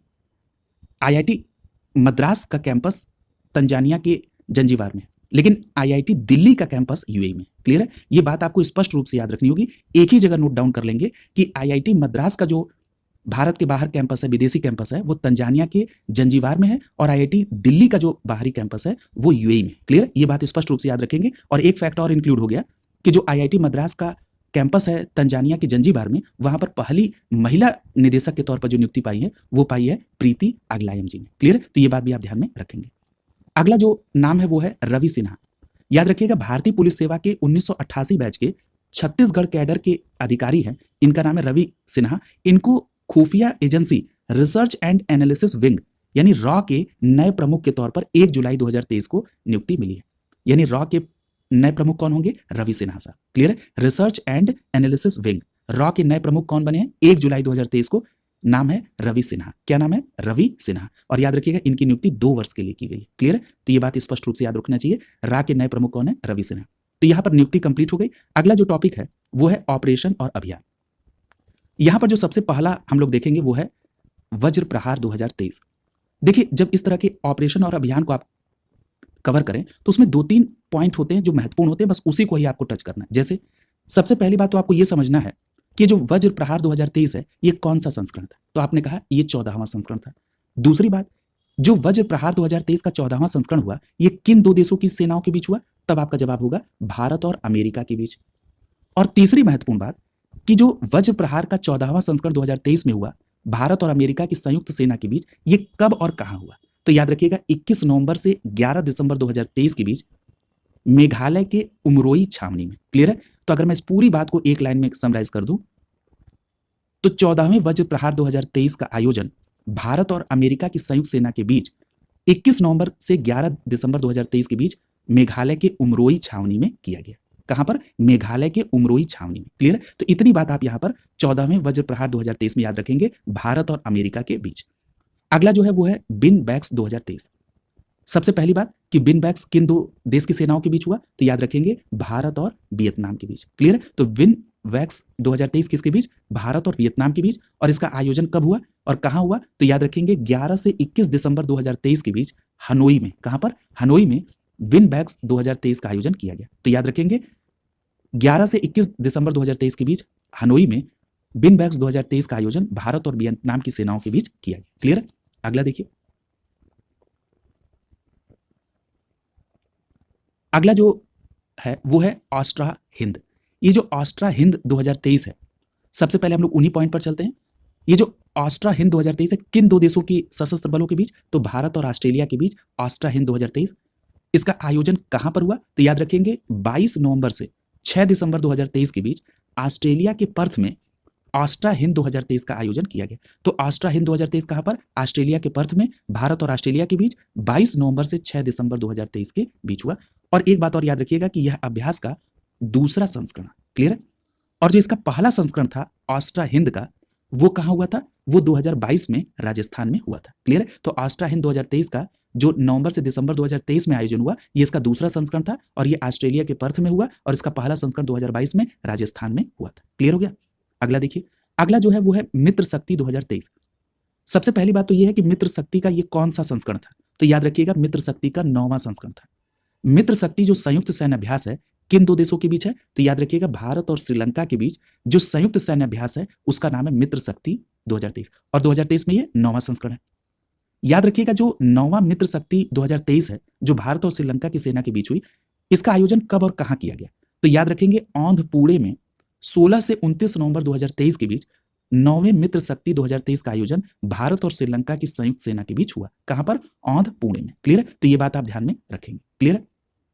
अगला देखिए, यहां पर एक बात और इंपॉर्टेंट हो जाती है कि जो औंधपुणे में 9वीं मित्र शक्ति 2023 का आयोजन हुआ, इसमें भारतीय टुकड़ी का जो प्रतिनिधित्व किया वो मराठा लाइन इन्फेंट्री रेजिमेंट के द्वारा किया गया और इसके 120 सैनिक इसमें थे। क्लियर है? तो याद रखेंगे मित्र शक्ति 2023 में भारत की टुकड़ी का नेतृत्व मराठा लाइन इन्फेंट्री रेजिमेंट के द्वारा किया गया और वहीं श्रीलंका के पक्ष की तरफ से इन्फेंट्री डिवीजन के सैनिक इसमें शामिल थे, उनकी संख्या 53 थी।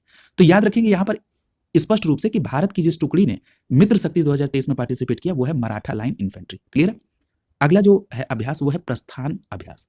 देखिए, ये जो प्रस्थान अभ्यास है ये भारतीय नौसेना ने रक्षा, राज्य और नागरिक एजेंसियों के साथ मिलकर द्विवार्षिक अभ्यास दिसंबर 2023 में मुंबई के पास अपतटीय विकास के 2 चरणों में पूरा किया। अब जरा इसको समझिए कि ये प्रस्थान अभ्यास है क्या। याद रखिएगा ये जो प्रस्थान अभ्यास है इसका आयोजन दिसंबर 2023 में हुआ और मुंबई के पास अपतटीय विकास क्षेत्र में 2 चरणों में ये पूरा हुआ। ये जो ऑपरेशन अभ्यास है इसको भारतीय नौसेना ने रक्षा, राज्य और नागरिक एजेंसियों के साथ मिलकर किया है। क्लियर है? और याद रखिएगा ये जो प्रस्थान अभ्यास है ये द्विवार्षिक अभ्यास है, यानी 2 वर्ष में इसका आयोजन होता है और इस बार मुंबई के पास अपतटीय विकास क्षेत्रों में 2 चरण में इसको पूरा किया गया प्रस्थान अभ्यास को। क्लियर है?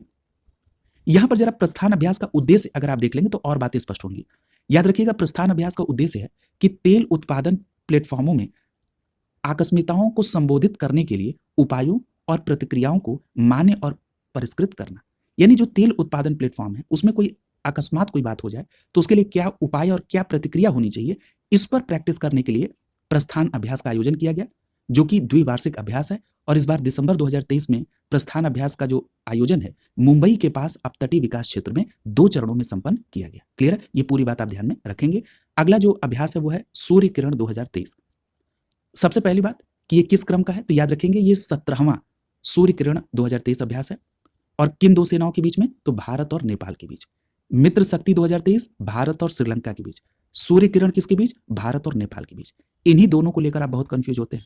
आपको ये ना लगे कि आप अपनी बीमारी आप ही जानते हैं, मैं बहुत भली बात जानता हूं, लेकिन मेरी भी ये जिद है कि आपको गलत नहीं करने देंगे। याद रखिएगा, मित्र शक्ति पूछेगा तो भारत और श्रीलंका, और अगर सूर्य किरण पूछेगा तो भारत और नेपाल। ठीक है, 17वां ये अभ्यास था सूर्य किरण 2023, और इसका आयोजन 24 नवंबर से 7 दिसंबर 2023 के बीच उत्तराखंड के पिथौरागढ़ में हुआ। क्लियर है? तो 17वां सूर्य किरण 2023 भारत और नेपाल की सेनाओं के बीच कहां पर हुआ, तो उत्तराखंड के पिथौरागढ़ में। क्लियर है? स्पष्ट रूप से आपको याद रखना होगा। यहां पर एक बात और याद रखिएगा कि जो भारत और नेपाल की सेनाओं के बीच सूर्य किरण 2023 हुआ उत्तराखंड के पिथौरागढ़ में, इसमें भारत की तरफ से कुमायूं रेजिमेंट के 354 जवानों ने पार्टिसिपेट किया। क्लियर है? किस रेजिमेंट ने इसमें पार्टिसिपेट किया, तो कुमायूं रेजिमेंट। क्लियर, ये बात ध्यान में रखिएगा। अगला जो है वो है त्रिशक्ति प्रहार। त्रिशक्ति प्रहार जो है ये 13 नवंबर से 25 नवंबर 2023 के बीच हुआ। भारतीय सेनाओं के तीनों अंगों ने अपने उन्नत हथियार प्रणालियों और तकनीकों के परीक्षण के लिए ये जो त्रिशक्ति प्रहार है इसका संयुक्त सैन्य अभ्यास किया। क्लियर है? तो याद रखेंगे, त्रिशक्ति प्रहार जो है ये भारतीय सेनाओं के तीनों अंगों के द्वारा अपनी उन्नत हथियार प्रणालियों और तकनीकों का परीक्षण करने के लिए 13 नवंबर से 25 नवंबर 2023 के बीच ये त्रिशक्ति प्रहार का आयोजन किया गया। अब ये समझना आवश्यक है कि त्रिशक्ति प्रहार का आयोजन किया कहां गया। तो याद रखिएगा, ये त्रिशक्ति प्रहार का आयोजन 2023 में राजस्थान के जैसलमेर में किया गया। क्लियर है? राजस्थान के जैसलमेर में भारतीय सेना के तीनों अंगों के द्वारा ये त्रिशक्ति प्रहार का आयोजन हुआ 13 नवंबर से 25 नवंबर 2023 के बीच राजस्थान के जैसलमेर में। अगला जो अभ्यास है वो अभ्यास है NATPOLREX 9। क्लियर है? तो देखिए, ये जो 9वां राष्ट्रीय स्तर प्रदूषण प्रतिक्रिया अभ्यास है जिसका नाम क्या है, NATPOLREX 9, इसका आयोजन किया गया। सबसे पहली बात तो यह है कि इसका आयोजन कहां किया गया, तो याद रखिएगा इसका आयोजन गुजरात में वाडीनार में किया गया 25 नवंबर 2023 को। और किसने किया, तो भारतीय तटरक्षक बल ने। क्लियर है? तो याद रखेंगे, भारतीय तटरक्षक बल ने गुजरात के वाडीनार में 9वें राष्ट्रीय स्तर प्रदूषण प्रतिक्रिया अभ्यास जिसका नाम है NATPOLREX 9, इसका आयोजन किया। क्लियर है? तो याद रखेंगे किसके द्वारा, भारतीय तटरक्षक बल के द्वारा। और यह किस क्रम का था, 9वां था। क्लियर है? यहां पर एक बात और आपको ध्यान में रखना होगा। अभी आपने पढ़ा था भारतीय तटरक्षक बल के प्रमुख बनाए गए, नाम याद है आपको? देखिए भाई, मेरी तो आदत है ऐसे कोरिलेट करके पढ़ने की भी और पढ़ाने की भी। क्लियर है? आपको भी इसके लिए बिल्कुल तैयार होना पड़ेगा। और ईमानदारी से आपको बताऊं तो सही से पढ़ने और पढ़ाने का यही तरीका है। इसके अलावा तो बाकी सभी तरीके हैं जो आप लोगों को बहुत पसंद भी हैं कि सीधी सीधी बात बताई जाए, ज्यादा उसमें एक्सप्लेन ना किया जाए। क्लियर है? लेकिन ऑनलाइन स्टडी ग्रुप का जिसको लग गया है चस्का, उसको भाई डिटेल में पढ़ना है। क्लियर है? और यही मेथड आपको सक्सेस दिलाएगा। आप अपने से भी पढ़ें तो इसको जरूर अप्लाई करें, निश्चित रूप से लाभ होगा। तो मैं बात कर रहा था, ये तो अपनी तारीफ हो गई, हम लोग आते हैं मेन पॉइंट पर। देखिए, भारतीय तटरक्षक बल के अभी आपने महानिदेशक के तौर पर राकेश पाल साहब की नियुक्ति को देखा। क्लियर है? तो मैं यही कोरिलेट करा रहा हूं कि भारतीय तटरक्षक बल यानी ICG के महानिदेशक नियुक्त हुए हैं राकेश पाल। क्लियर है? तो ये बात ध्यान में आप रखिएगा। देखिए, भारतीय तटरक्षक बल के एक और अभ्यास है जिसको आपको ध्यान में रखना होगा, मैं यहीं पर कोरिलेट कर रहा हूं। भारतीय तटरक्षक बल का एक तटीय सुरक्षा अभ्यास है जिसका नाम है सागर कवच। क्लियर है? तो याद रखेंगे, सागर कवच जो है ये एक तटीय सुरक्षा अभ्यास है जो कि भारतीय तटरक्षक बल के द्वारा आयोजित होता है। और 2023 में जो आयोजन हुआ था ये 21 से 23 नवंबर 2023 के बीच हुआ था। अगर आपसे ये पूछा जाए कि सागर कवच का आयोजन 2023 में कहां हुआ, तो याद रखिएगा ये आयोजन अंडमान निकोबार द्वीप समूह में हुआ था। क्लियर है? इतनी बात आपको ध्यान में रखनी होगी। क्लियर है? और आप सभी को पता है कि तटीय सीमा की लंबाई कितनी है भारत की, तो 7516.6। अब इंडियन ज्योग्राफी से कोरिलेट हो रहा है। अगर मैं आपसे ये पूछूं कि कितने राज्यों और केंद्र शासित प्रदेशों की सीमाएं तट से लगती हैं, तो आपका जवाब होगा 9+4, यानी 9 राज्यों की सीमाएं और 4 केंद्र शासित प्रदेशों की सीमाएं तट से लगती हैं। क्लियर है? उनकी कुल लंबाई आती है 7516.6। इन्हीं तटीय सीमा कि सुरक्षा के लिए जो अभ्यास चलाया गया भारतीय तटरक्षक बल के द्वारा, उसका नाम रखा गया सागर कवच। और ये जो आयोजन 2023 में हुआ है, ये कहां पर हुआ? अंडमान निकोबार द्वीप समूह में। क्लियर? तो ये सारी बातें आपने देखी। यहां पर भारतीय तटरक्षक बल ने जब इतना आयोजन किया, तो जरा इसका बैकग्राउंड भी देख लीजिए। भारतीय तटरक्षक दिवस जो मनाया जाता है वो 1 फरवरी को मनाया जाता है, ठीक है। अब भारतीय तटरक्षक बल दिवस क्यों 1 फरवरी को? क्योंकि याद रखिएगा, तटरक्षक बल की जो स्थापना है ये 1 फरवरी 1977 को हुई थी, इसीलिए इसका दिवस 1 फरवरी को मनाया जाता है। क्लियर? ये बात भी ध्यान रखिएगा कि भारतीय तटरक्षक बल का जो मुख्यालय है वो नई दिल्ली में। क्लियर? तो ये सभी बातें आप भारतीय तटरक्षक बल और उसके द्वारा आयोजित विभिन्न अभ्यास के बारे में याद रखेंगे। क्लियर? आगे चल रहे हैं। अगला जो अभ्यास है वो है त्रिशूल 2023। देखिए, त्रिशूल 2023 जो है ये भारतीय वायुसेना ने 4 से 14 सितंबर 2023 के बीच लेह से राजस्थान के नाल तक ये वार्षिक अभ्यास के तौर पर इसका आयोजन किया। क्लियर है? तो याद रखेंगे, त्रिशूल 2023 का आयोजन भारतीय वायुसेना ने 4 से 14 सितंबर 2023 के बीच लेह से लेकर राजस्थान के बीच किया। क्लियर है? यहां पर एक बात और याद रखिएगा कि इस अभ्यास को पश्चिमी वायुसेना के कमान जो है उसके नेतृत्व में किया गया। क्लियर है? तो इसका नेतृत्व कौन कर रहा था? इसका नेतृत्व जो है वो पश्चिमी वायु कमान के द्वारा किया जा रहा था। क्लियर है? अगला देखिए, अगला जो है वो है युद्ध अभ्यास 2023। देखिए, ये जो युद्ध अभ्यास 2023 है, सबसे पहली बात तो ये किन दो देशों के बीच? तो याद रखिएगा, भारत और अमेरिका की सेना के बीच युद्ध अभ्यास। अभी आपने वज्र प्रहार भी भारत और अमेरिका के बीच पढ़ा था। क्लियर है? तो ये भी याद रखेंगे कि वज्र प्रहार भारत अमेरिका के बीच में, उसी तरह युद्ध अभ्यास 2023 भी भारत और अमेरिका के बीच हुआ। इसका आयोजन 25 सितंबर से 8 अक्टूबर 2023 के बीच। अगर ये प्रश्न पूछा जाए कि युद्ध अभ्यास जो भारत और अमेरिका की सेना के बीच हुआ, इसका आयोजन हुआ कहां 2023 में? तो याद रखिएगा, इसका आयोजन अलास्का के पोर्ट वेनराइट में किया गया। ठीक है? अमेरिका के अलास्का में पोर्ट वेनराइट में इसका आयोजन किया गया, युद्धाभ्यास 2023। क्लियर है? अलास्का के पोर्ट वेनराइट में। क्लियर है? तो इतनी बात आपको यहां पर ध्यान में रखनी है। अगला देखिए,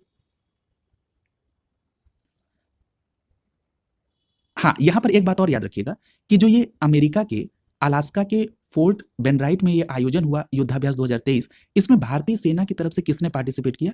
तो मराठा बटालियन ने। तो मैं आपसे ये पूछ रहा हूं कि मराठा बटालियन के संदर्भ में अभी आपने और पढ़ा था कि मराठा बटालियन ने और कहां पर पार्टिसिपेट किया था? तो याद करिए कि भारत और श्रीलंका के बीच में जो मित्र शक्ति 2023 हुई थी, उसमें भी मराठा लाइन इन्फेंट्री ने उसमें पार्टिसिपेट किया था।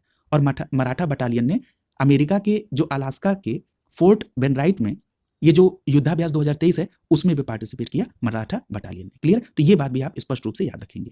तो मराठा बटालियन को आप मित्र शक्ति 2023 और युद्धाभ्यास 2023 से कोरिलेट कर लेंगे। अगला देखिए, अगला जो आयोजन है वो है सिम्बेक्स 2023। देखिए, सिम्बेक्स 2023 का जो आयोजन है ये 2023 का 30वां संस्करण था। क्लियर है? यानी 30वां सिम्बेक्स 2023 का आयोजन किया गया। याद रखिएगा, ये जो 30वां सिम्बेक्स 2023 था, इसका आयोजन भारत और सिंगापुर की नौसेनाओं के बीच हुआ।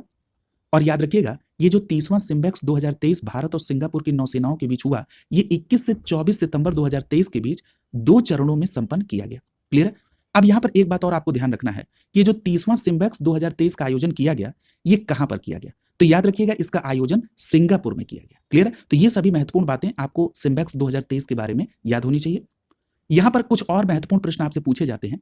आपसे ये पूछा जा सकता है कि सिम्बेक्स 2023 में भारत की तरफ से कौन कौन पार्टिसिपेट किया? तो याद रखिएगा, भारत की ओर से इसमें आईएनएस रणविजय, कुमाल्टा क्लास के आईएनएस कवरत्ती और सिंधु केसरी के अलावा समुद्री विमान P-81 ने भी पार्टिसिपेट किया। अब देखिए, सिम्बेक्स 2023 कितना महत्वपूर्ण हो रहा है। सिम्बेक्स 2023 में आईएनएस रणविजय, आईएनएस कवरत्ती और आईएनएस सिंधु केसरी ने पार्टिसिपेट किया। इसके अलावा समुद्री विमान P-81 ने भी पार्टिसिपेट किया। किसमें? सिम्बेक्स 2023 में। ये 30वां संस्करण था और इसका आयोजन सिंगापुर में किया गया। क्लियर है? तो ये बातें आपको ध्यान में रखनी है। और अगर हम सिंगापुर की तरफ से पार्टिसिपेट करने वाले की बात कर लें, तो सिंगापुर की तरफ से आरएसएस स्टालवार्ट और आरएसएस टेनियस ने पार्टिसिपेट किया सिम्बेक्स 2023 में। कई बार दूसरे देश की तरफ से भी पार्टिसिपेंट के नाम पूछ लिए जाते हैं। क्लियर? तो भारत की तरफ से तो स्पष्ट याद रखना है, रणविजय, आईएनएस कवरत्ती और आईएनएस सिंधु केसरी। अगला देखिए, अगला जो अभ्यास है वो है अभ्यास FTX 2023।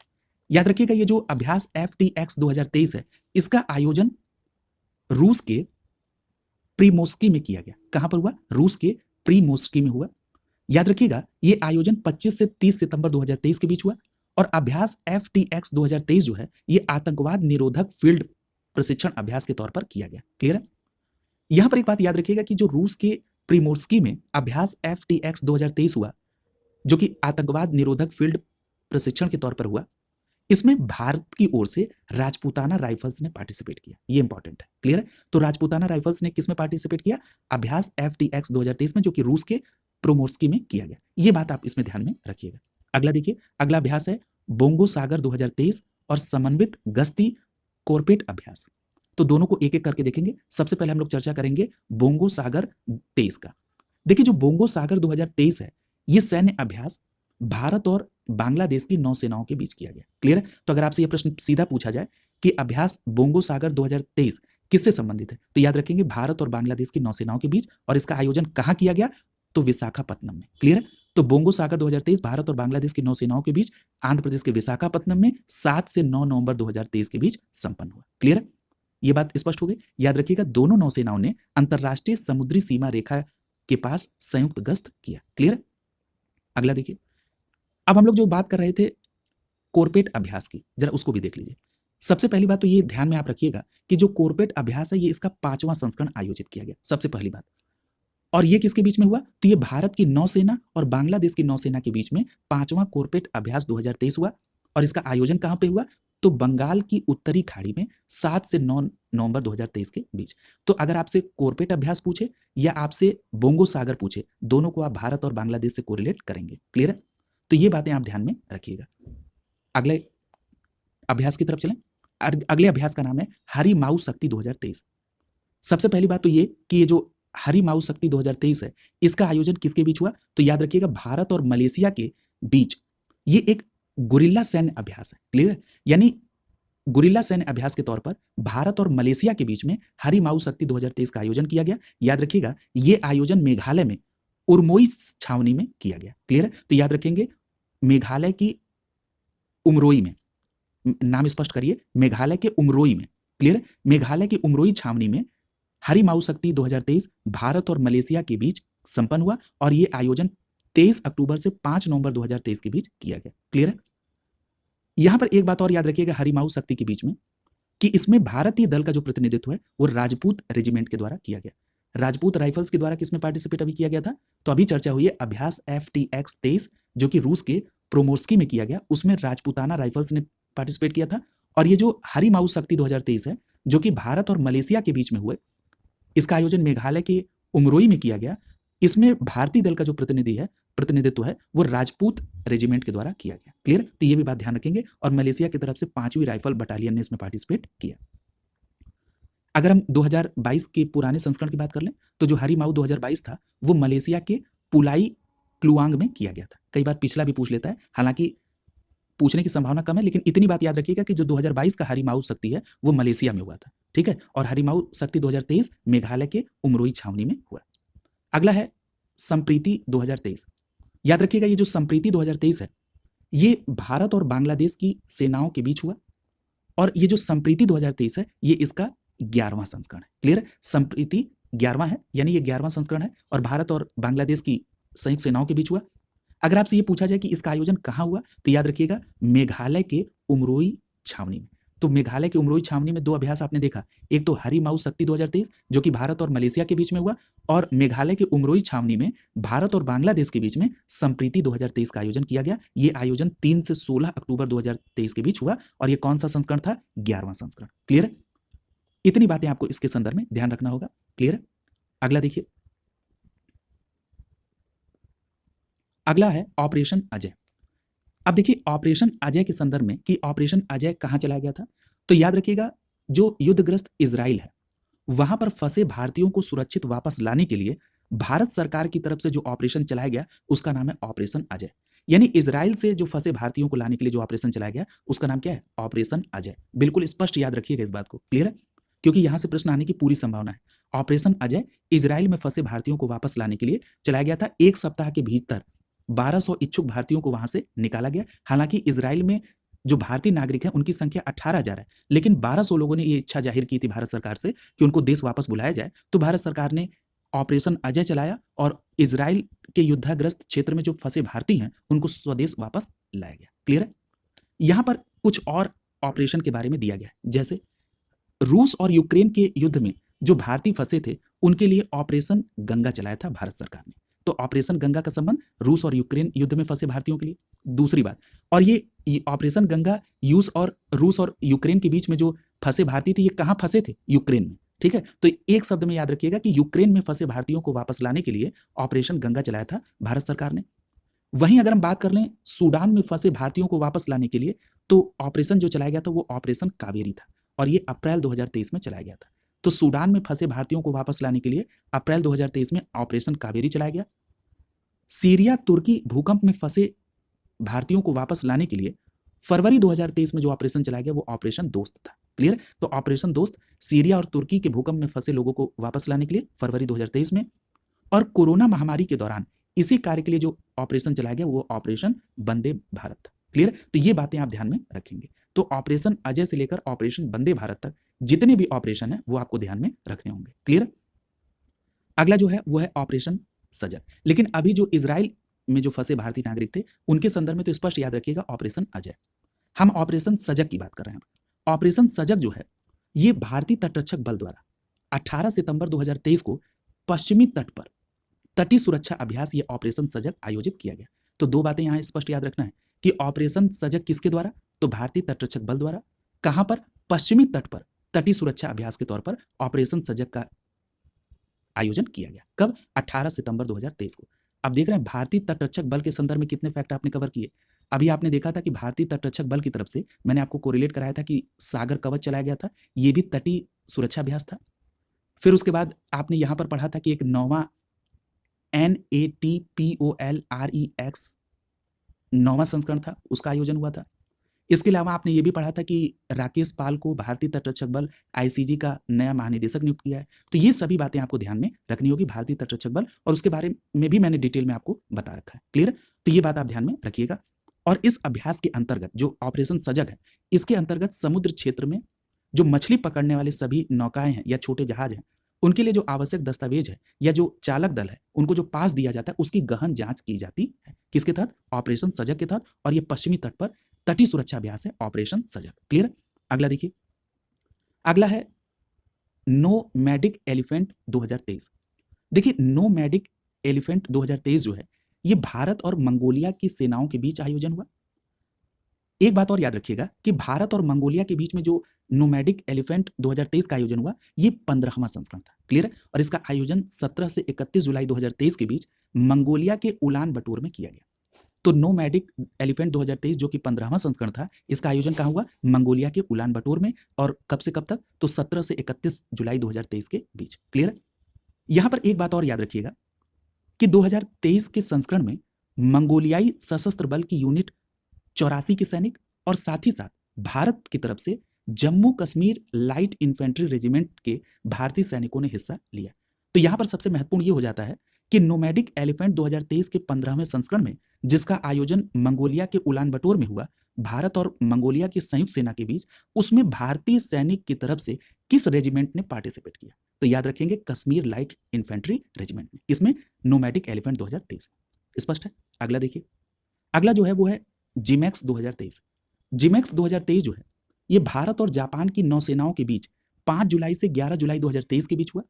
सबसे महत्वपूर्ण बात आपको ये ध्यान रखनी है कि जो भारत और जापान की नौसेनाओं ने 5 जुलाई से 11 जुलाई 2023 के बीच में जिमैक्स 2023 का आयोजन किया, ये आयोजन हुआ कहाँ? तो याद रखेंगे विशाखापत्तनम। क्लियर? इतनी बात आप यहां पर ध्यान में रखें। अगला जो ऑपरेशन है वो है ऑपरेशन सदर्न रेडीनेस 2023। याद रखिएगा ये जो ऑपरेशन सदर्न रेडीनेस 2023 है इसका आयोजन सेशल्स में हुआ। ये आयोजन 10 से 12 जुलाई 2023 के बीच हुआ। और याद रखिएगा ऑपरेशन सदर्न रेडीनेस ये संयुक्त समुद्री बल के द्वारा संचालित किया गया और भारत की ओर से इसमें INS सुनैना ने पार्टिसिपेट किया। क्लियर है? यहां पर एक बात और याद रखिएगा ऑपरेशन सदर्न रेडीनेस के बारे में कि ये एक बहुराष्ट्रीय पहल है जो मुख्य रूप से 4 क्षेत्रों में फोकस करता है।